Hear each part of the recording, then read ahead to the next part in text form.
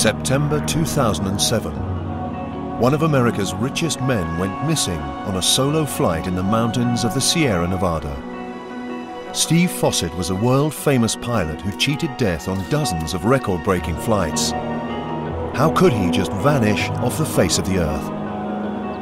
There were rumors that he was in Argentina. There were rumors that he had faked his death. A lot of people, especially wealthy people, sometimes they just kind of check out. I'm walking away from this. Fossett, who'd made the first solo balloon flight around the world, had disappeared in America's very own Bermuda Triangle, an area of Nevada and California in which more than 2,000 planes have crashed in the last 50 years. Some call it the Nevada Triangle. It's just something that's been passed around by pilots in this area for decades, that, you know, in the old days, planes would go missing. Nobody ever found the airplane. They were talking about hundreds and hundreds of planes that had vanished into the Nevada Triangle, or the Devil's Triangle of Nevada. The Nevada Triangle is a mysterious area with an unforgiving landscape of high mountain and desert. Inside its borders is Area 51, a top-secret military base famous for rumors of UFO sightings and unsolved plane crashes. Only by unlocking these mysteries to try and find out what happened to Steve Fossett can we learn why so many planes crash or disappear in the Nevada Triangle.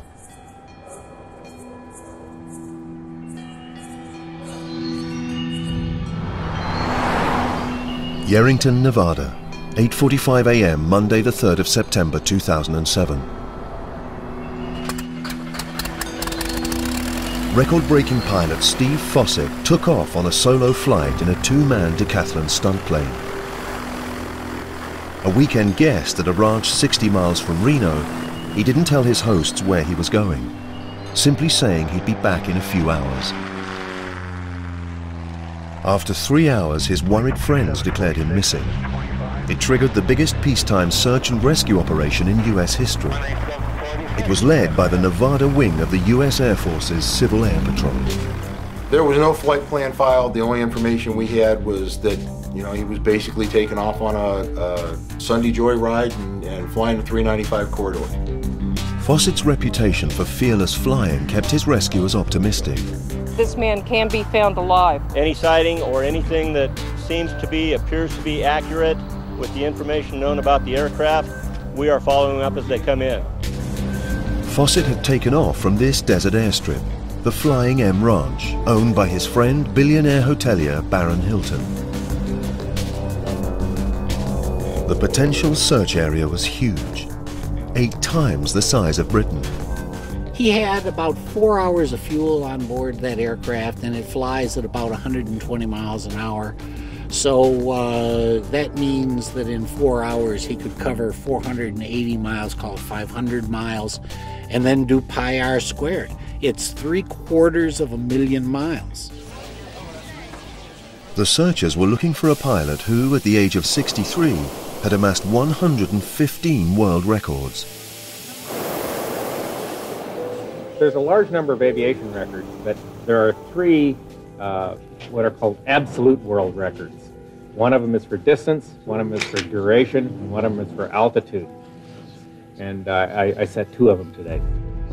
Terry Delore flew with Fossett for 5 years. Together they set more than 10 world records for gliding. The last one just weeks before Fossett disappeared. He was interested in what he calls the ultimate challenges, ultimate achievements, things that nobody's ever done before. Do something further or faster or longer or whatever. Fossett was a driven man. He saw adversity as a challenge. Surely he couldn't have lost his life on a 2-hour pleasure flight. He trained himself to be able to put up with all the variety of conditions that nature would throw at him, because all he was looking at was the goal at the end, you know, to finish his challenges, to get the records, to get where we wanted to go. Fossett had been a risk-taker all his life. It had made his fortune. By the time he was in his 40s, he'd made, lost, and made again millions on the Chicago Stock Exchange. I have set a goal which is at the very limit of this aircraft. If I've miscalculated to any extent, I will be unable to finish this flight. But had Fossett miscalculated that Sunday morning? The Sierra Nevada mountain range runs down the western coast of the United States and straddles the border of California and Nevada. The airstrip he'd taken off from in Yerington is in the middle of what has become known as the Nevada Triangle. It has seen more than 2,000 plane crashes over the last 50 years. Since the Second World War, there have been hundreds and hundreds of planes that have crashed in the desert and in the Sierra Nevada. So it is a treacherous place for aircraft. Frank Mullen is a newspaper journalist. He started to plot out the crash sites. The map that I put together of 129 crashes are only crash sites where there is still debris on the ground. There's actually been more hundreds and hundreds of crash sites around the state. The area covers almost 25,000 square miles, half the size of England. There are many theories why so many planes go missing here, from unusual atmospheric effects to alien intervention. In the search for Steve Fossett, investigators would explore each one in the hope of finding him. I gotta say the most critical part of a search is probably about the first 24 hours. It's the best possibility for someone that's injured in a crash, a survivable crash, to still be found alive. Your best options at being able to get help to this person or these people as fast as you can. But Fossett wasn't found on the first day, or the second. I would say after about 3 days, we are pretty confident that we're searching for wreckage rather than an individual who needs to be rescued, unfortunately. The temperatures go down pretty low at night, even in the summer times here, and if a person is injured, they're not going to survive very long usually. Fossett was not only an adventurer in the skies, he sailed oceans and made 2 attempts on Everest. When you say the name Steve Fossett, then that changes your whole perspective. And if anyone was going to survive the thing and come walking out, maybe broken and battered, but still alive, we really thought it would be him. The rescuers didn't want to give up hope, because if anyone could beat the Nevada Triangle, it would be Steve Fossett. That is, if he was still in the triangle.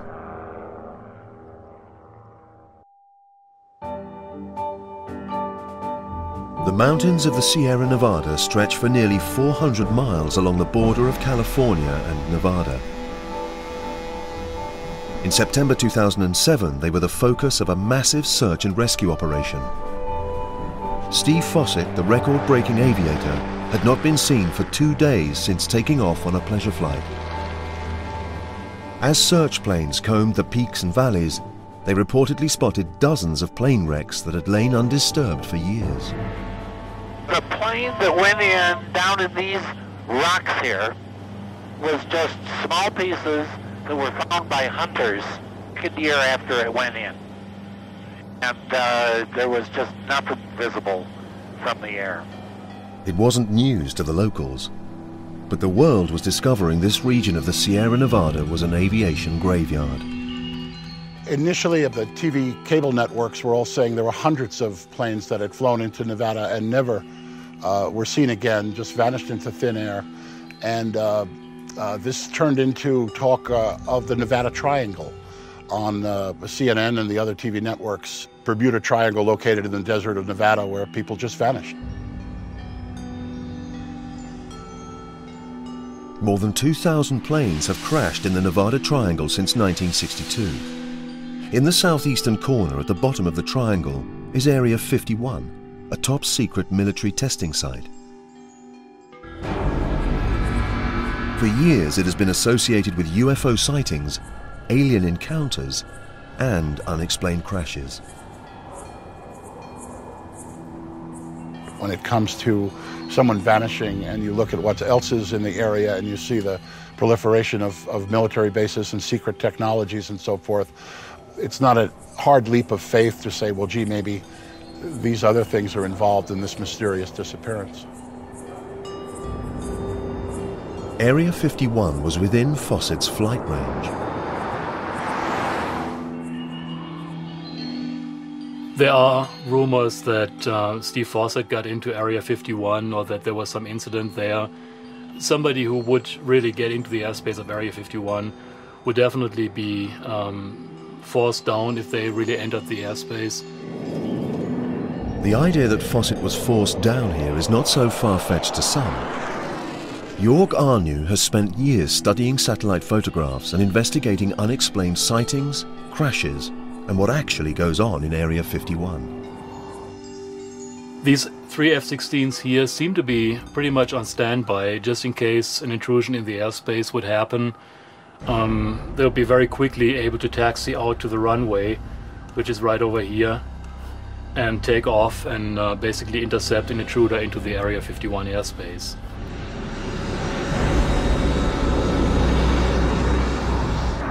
Could Steve Fawcett have strayed into restricted airspace and been mistakenly fired upon in a covert flying exercise? There are probably close to 24 crash sites around Rachel, aircraft that crash during red flag exercises. This is a very heavily used area for military flight operations, and what they do here is as close as it gets to real combat situations.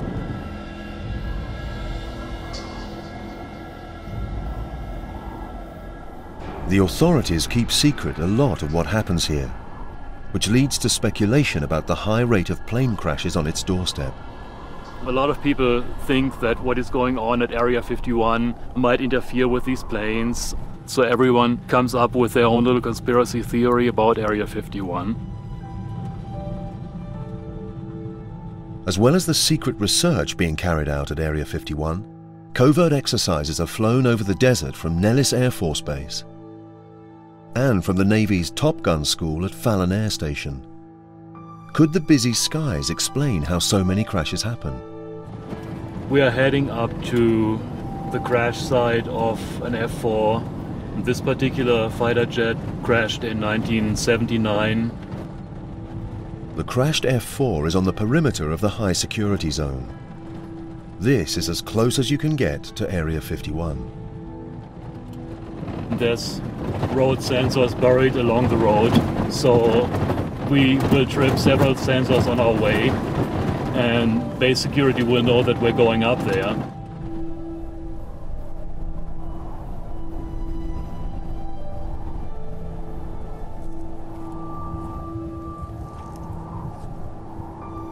Over on the next bridge over, there's a security vehicle from Area 51.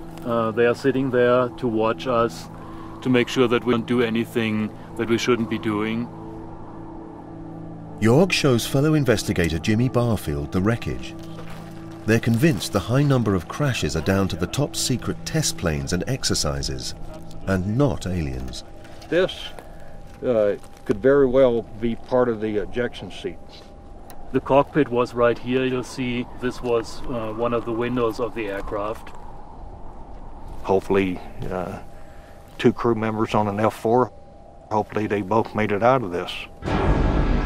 This F-4 was being flown low, simulating evasive action against enemy radar, but it came in too low and clipped one of the ridges with a wing. Both pilot and navigator were killed before they could eject. That was enough to turn it around a little bit, and unfortunately it slammed right into the next ridge over and pretty much disintegrated. Jörg believes that conspiracy theorists make too much of Area 51's location inside the Nevada Triangle. The location for Area 51 inside the training range is an ideal location as far as remoteness. People cannot go there, and these crash sites around Area 51 really add to the mystery of the place. Gary Dirks, head of the Nevada Emergency Management Team, also heard the rumors that Fawcett had flown into restricted airspace. We were told that he did stray into Area 51 and that he was shot down. First thing I did when I got that information is I called the U.S. Air Force Base at Nellis down by Las Vegas. Got a hold of the operations guys, so tell me, do we have an issue? And they said, not at all. If he wasn't shot down, there were dozens of other rumors the searchers had to deal with. A lot of rumors came through, a lot of things that he was on his boat that was docked in Long Beach Harbor and that he was getting ready to go away. Another one was that the plane, he landed on a dirt road and the plane was put in the back of an 18-wheeler and he drove away. You know, radar disproved all these theories, but we followed up on every single lead that was called in, even though knowing going in that the odds of it being true were just not there. But you had to still have to follow up on it. If Fossett didn't crash out in the open desert of Area 51, could he have flown towards the mountains that mark the western border of the Nevada Triangle? The Sierra Nevada form a towering barrier up to 14,500 feet high that planes must cross to reach the rest of the country. Many surviving pilots who've crashed in the mountains reported how disorientating they are. It all adds to the reputation of the Nevada Triangle. So many planes come down the Sierra Nevada because of, number one, you have a lot of traffic going through here. You know, anyone in Central California has to cross the Sierra Nevadas to go east. Craig Fuller is an aviation archaeologist. He knows this region well. He's been to more than 500 crash sites looking for clues that will reveal why planes come down here. I'm frequently contacted by family members looking to find the crash site of a relative. Sometimes it's a son or a daughter who is only a few years old when their father was killed. And for them, it's often finding of closure to find these sites. We're looking for a Bonanza airplane made by Beechcraft that crashed in the early 50s. Should be just up top of this little rise here. And supposedly, there's still quite a bit of wreckage that remains at the site. This crash site lies within the search box that Steve Fossett's rescuers were combing. If he'd crashed here, his plane could lie undiscovered for years, hidden under the dense tree cover.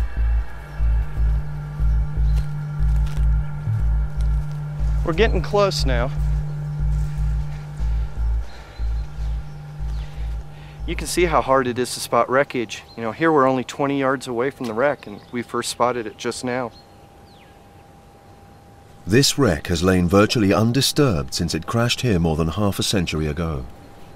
It was a Beechcraft Bonanza, a small propeller-driven aircraft. Wow. Just like the one Buddy Holly died in 1959. This plane came down almost vertical. The pilot and passenger had come over the Sierra Nevada from California for a day's fishing at Lake Crowley. Seeing an approaching snowstorm, they made a run for home. But that's when the mountain weather caught up with them. Left a very big impact crater. Looks like we have both wings here. And the wings are compressed in or accordioned in. Indicates that it hit with a lot of force. Even after more than 50 years, the clues are there to be seen. Its airspeed indicator was fixed at 280 miles an hour, so the plane probably hit the mountain in a steep dive. No one survived. I'm really surprised at how tight and confined the wreckage is. I mean, we're talking basically wingtip to wingtip and then maybe, 20 feet in front.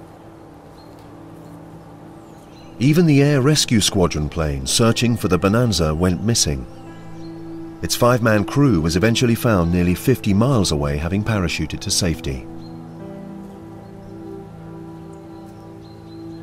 I wouldn't say so much the Sierras are jinxed as I would say that the mountains stick up and like to catch airplanes.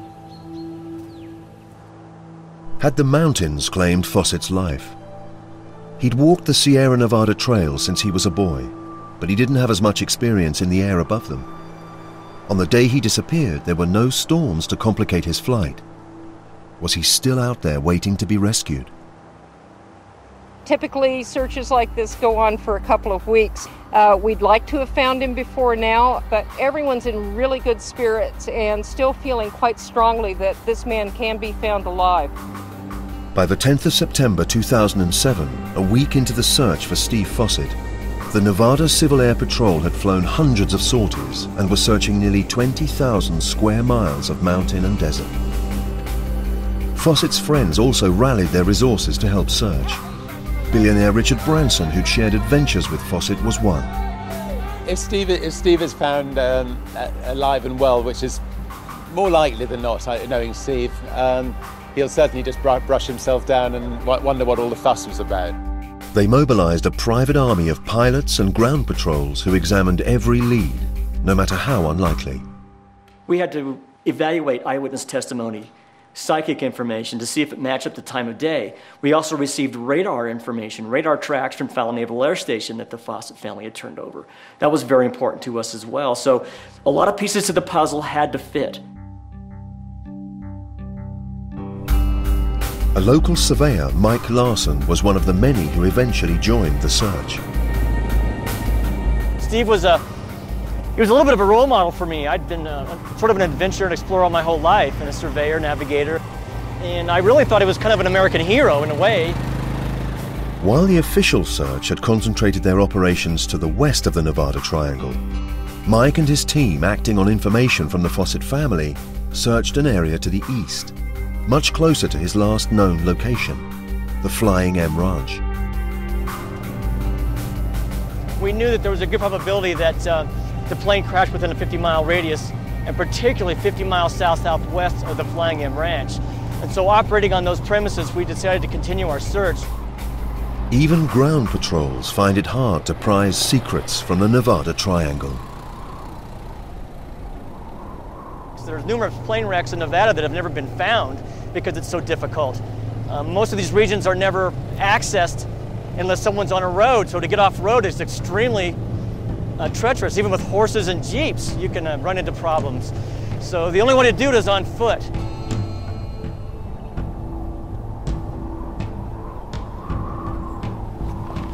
We did find some signal fires organized in a triangle.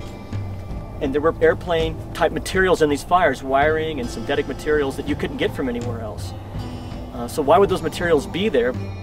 By week 2, there were more questions than there were answers. The search had grown into the largest peacetime operation in U.S. history. There's a good rumor mill going out there, and I do want to let you people know, we have not found him. We have not found an airplane. I don't know what condition he's in because we don't know where he is. Rescuers were starting to talk of finding a body, because 2 weeks is too long to survive in the Nevada Triangle. But nobody wanted to think of Steve Fossett as dead. So speculation grew that he'd run off to start a new life or to look for new adventures.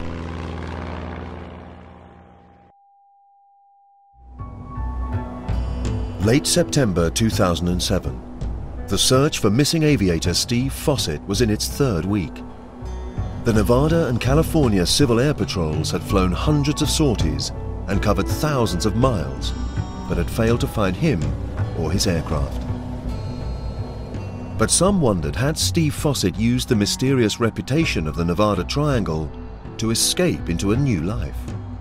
People said that he might want to have disappeared because he was having money problems, or that he was having personal problems, family problems, or that he was simply bored. He had done everything he set out to do and set all the records he wanted to set and wanted to start a new life somewhere.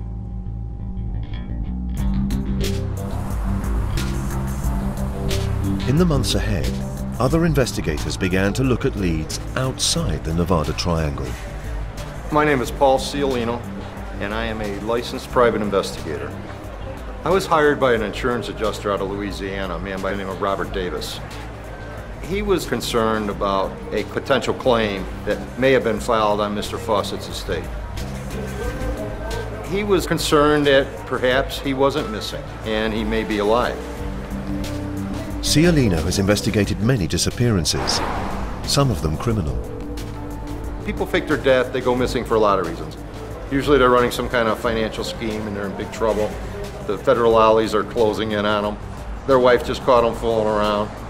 But a lot of people, especially wealthy people, sometimes they just kind of check out. We're done. I'm walking away from this. And then the multimillionaire's private life came under scrutiny. I mean, there's rumors and innuendo, and we talked to a couple women who said that they had relationships with him. One in California, one in Florida. But Ciolino's investigations didn't raise any convincing reasons why Fawcett would want to start a new life. This is a guy who did anything he wanted whenever he wanted and didn't seem to lack for financing for anything. In so much as he had affairs, most rich people do have affairs. I'm not saying he did, I don't know that for a fact. I investigated some areas and talked to some people, but I don't know for certain that he was having affairs.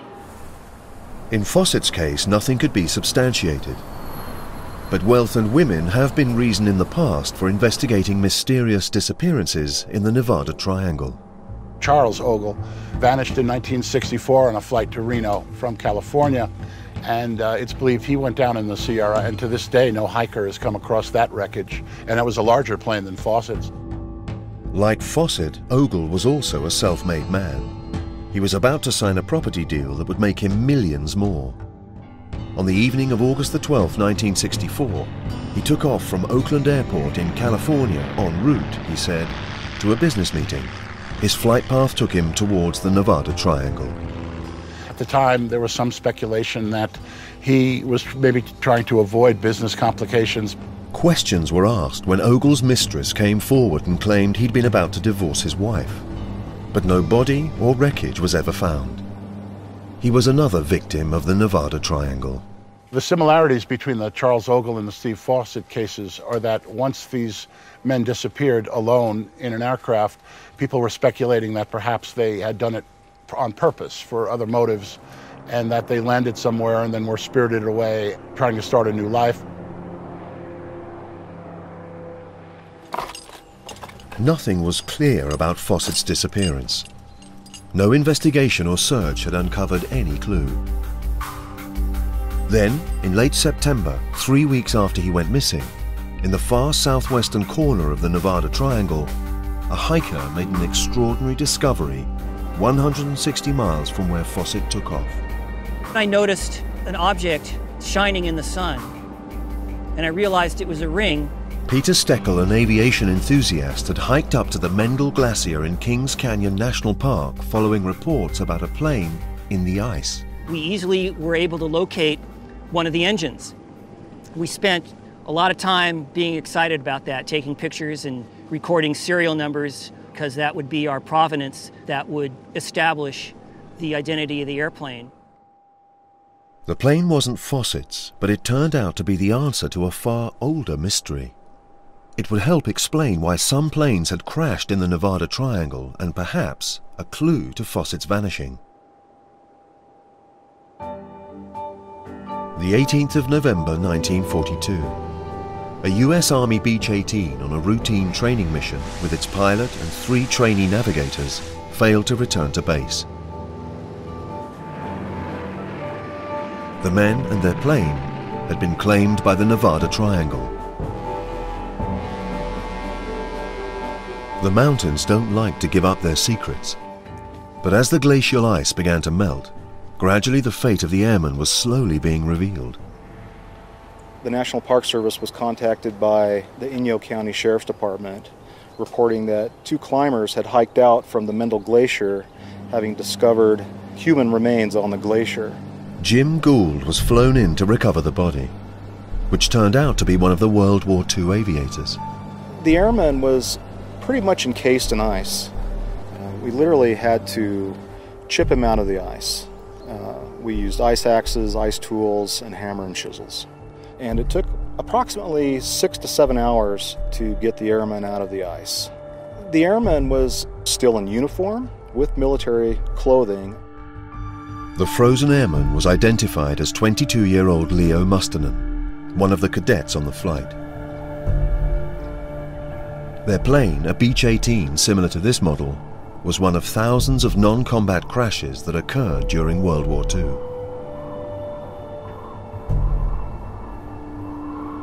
Approaching the Mindel Glacier right over here. Looks like the plane would have probably impacted the mountain right about the base of that cliff, at the top of that rocky finger. The wreckage has all slid down over the years with the movement of the ice and the snow and wind and what have you. Steve Ivy runs an airport in Bishop, California. He's puzzled for years over what caused the plane to crash. Now there is a chance that that Beech-18 could have flown through this pass right here and then wound up crashing there in the basin, but it seems to me that it would have been pretty hard to make that ridge crossing right there and crash that close on the other side. It's just my hunch.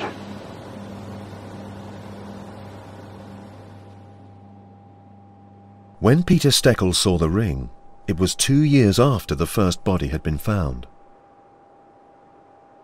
And that's when it hit me.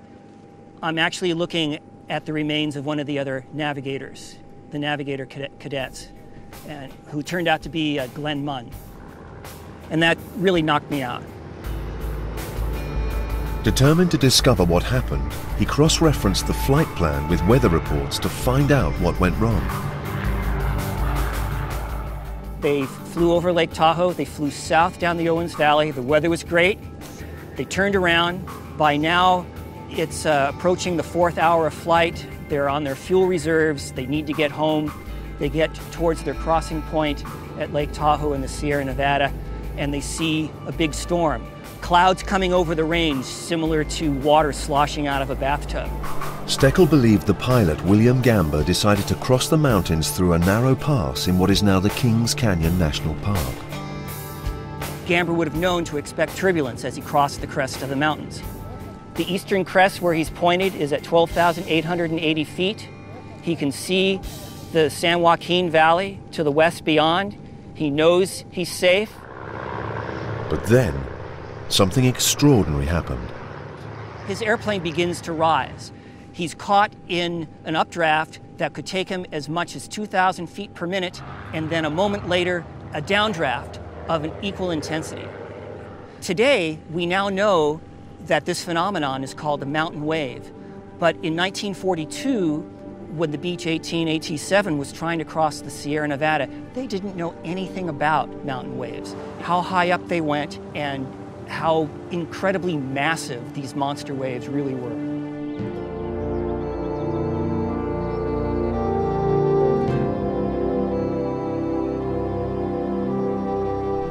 The same powerful phenomenon that has downed so many planes also brings glider pilots to the Sierra Nevada from all over the world.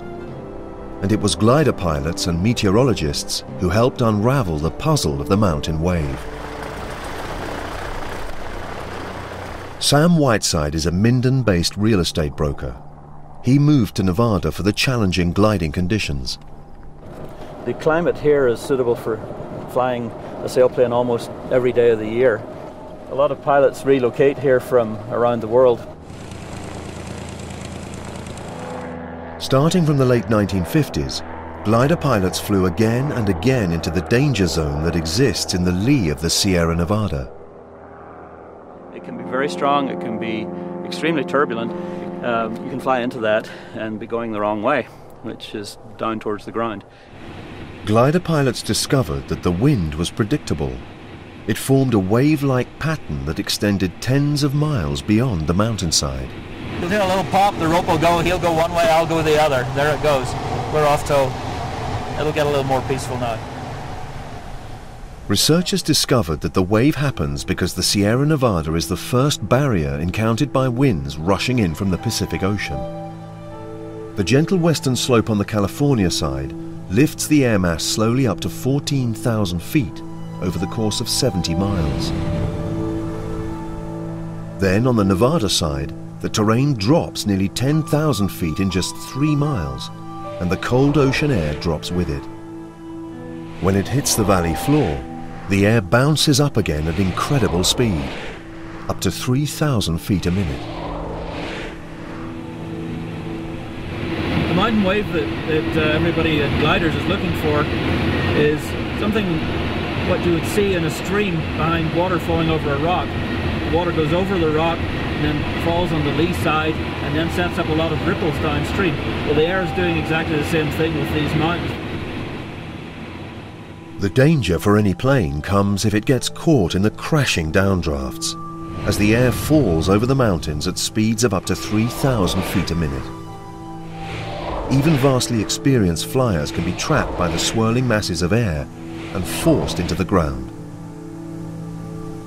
Just months before Steve Fossett vanished, 3 gliders from this airfield were forced to the ground by the mountain wave. But did it kill Fossett? On the day he vanished, he was flying a propeller-driven stunt plane, but he was also an expert glider pilot.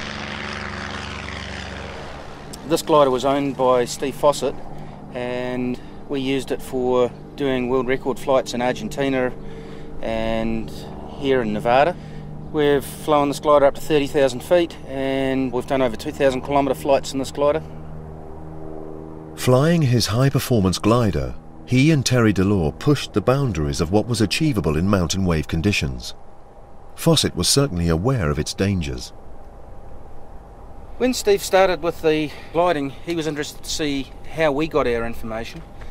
For the high altitude projects, he employed the best meteorologists he could find, but he was also willing to listen to local knowledge and the untrained experts, if you like, people that just had local knowledge in the micro meteorology, and he knew what winds were doing.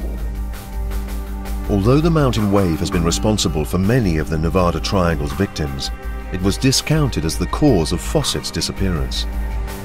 Meteorological records revealed that the mountain wave wasn't running the day he vanished. After 4 weeks of extensive searching, the Nevada Civil Air Patrol suspended their operation to find Steve Fossett. You know, when a search gets going for a week, 2 weeks, everyone really has an emotional investment in it. And it's hard when it's called off. Everyone feels sort of, geez, we could do more. If we just had more time, more information, we could find this guy. No one had a clue what had happened to Steve Fossett since he'd left the Flying M Ranch. It looked like the Nevada Triangle had won again. But all that would change.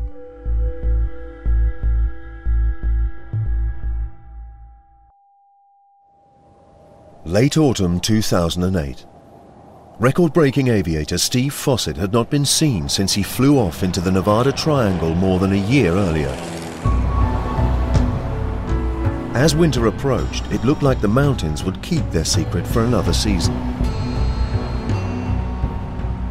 But on the 29th of September, a hiker from Mammoth Lakes Resort looking for an abandoned silver mine stumbled across the first clue to Fossett's mysterious disappearance.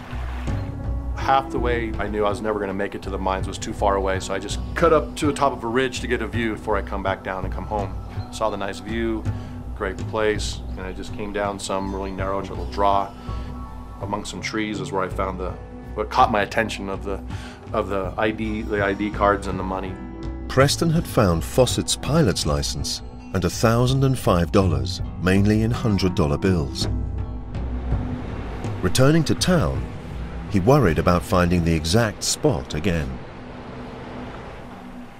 A few of us got together and said, gee, we should come back up here and we should get GPS coordinates, because to remember exactly where I was even at that time would have been kind of difficult. They hiked the 5 hours back up the mountain. Looking around, they found no wreckage, but they did find a black fleece. It's no secret that if we could find more, it'd be great. And my wife found the sweater up on top of a rock on top of the ridge. And that took all day. We didn't get home till like 9, 10 o'clock that night. But the very next morning, my wife and I went to the police and sheriffs of Mammoth and Mono County, and I brought them the ID cards, the money, and my wife brought them the GPS coordinates. The search for Steve Fossett and his plane was back on. It took a day of searching before the wreckage of Fossett's plane was finally discovered. It was the 1st of October 2008. more than a year after he'd gone missing, and 7 months after he'd been officially declared dead. They had found engine in one area and pieces of plane everywhere, so all the pieces were scattered in this whole area. They found enough wreckage to establish that it was in fact an aircraft. They found a plate with the N number identifying it as the plane that belonged to Stephen Fawcett. The wreckage was high up in a small range called the Minarets. It was about 90 miles or less than an hour's flight southwest from where Fawcett took off from the Flying M Ranch. The ridge where Preston found the ID was about half a mile away, but there were no signs of Fawcett at either location. Equivocally, now we have not found any human remains at the crash site. As teams continued to scour the mountains for signs of a body, the shattered remains of the plane were recovered. An inspection could find no mechanical defect. So what had caused Fawcett to crash?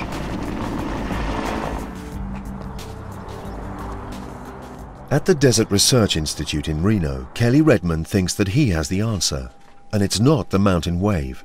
The unique and unpredictable weather patterns of the Sierra Nevada are the cause. We pulled out the records from our high-altitude site, and we have readings from this every few seconds, and they're summarized into 10-minute periods. And what we found is right around about 9 in the morning, the winds went from an average of about 16 miles an hour up to about 28 miles an hour. So it's swirling a little bit more than it had been, and it's speeding up and slowing down. And these are indications there may be some eddies in the wind. And when these eddies are moving along like this, and they're heading toward a mountain peak, they will interact with that peak and form new eddies which can accentuate existing downdrafts. And this is exactly what the official report into Fawcett's crash concluded. A violent downdraft had sprung up and spun his plane out of control. High-resolution models based on minute-by-minute analysis from the Desert Research Institute graphically reveal the powerful winds that Fawcett encountered on that day as his plane was pushed into the hillside. You have a temporary tornado-like vortex, horizontal, and that can tear an airplane apart if it's strong enough, or it can certainly pull it out of control and make it lose altitude. Zdravko Podolsky is a flight instructor who trains people to fly in the Sierra Nevada. He uses a decathlon stunt plane identical to one used by Steve Fawcett on his last flight. As we go higher and higher, two things happen. One is the air gets thinner, which means that the propeller generates less thrust and the wings generate less lift, which means you need more speed to get the same lift. At the same time, the amount of oxygen also drops, and so the engine can't burn gasoline or petrol so effectively. So it's a triple whammy. At last, with a known location for Fawcett's plane, the rescue teams could sort through the massive information they'd gathered and link his flight to a radar trace Fallon Naval Air Station had recorded. It showed he'd headed away from the 395 highway and up into a narrow valley. He would have come right up this valley, right up like that. Once he got to this point, Steve Fawcett would have found himself trapped in terrain that was rising to well over 10,000 feet. His plane gripped by a powerful downdraft of at least 400 feet a minute. So you find that the air is pushing you backwards and you can't outclimb the terrain, and you find yourself trapped in a valley that's getting narrower and narrower and harder to climb, and you might find yourself that you can't turn around anymore and you can't climb, and then you're stuck. Fawcett's decathlon plane had a climb rate of only 300 feet a minute. He would have been unable to climb faster than the 400-foot downdraft he was trapped in. And with the hillside rushing up to meet him, there was only one option for him. Pilots call it CFIT, controlled flight into terrain. Crashing. One of the most obvious things we can see that's pretty unique is this big slab of granite here, and of course we know the plane was blue and white. All the scratches are scratched this way, so it's most likely the plane was hit this and then just was cracking up in pieces going up there.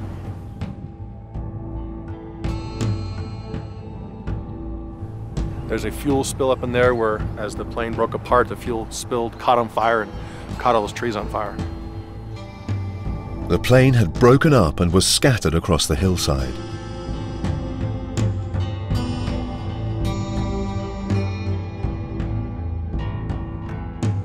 Finally, how Steve Fossett crashed was understood. And in telling the story of his death, more has been learned about the Nevada Triangle. This was a guy that had a skill set, bar none, but it meant going around the world at altitude with a lot of support. He wasn't just a mountain pilot that was accustomed to going out there and dealing with the little squirrely winds that can just take you out. Unfortunate, but it happens all the time around here. But one question still remained. Where was the body of Steve Fossett? Finally, on the 29th of October, after 4 weeks of combing the area, searchers found what they were looking for. We did discover near the wreckage what appears to be bones. 2 fragments of bone were found half a mile away from the crash site.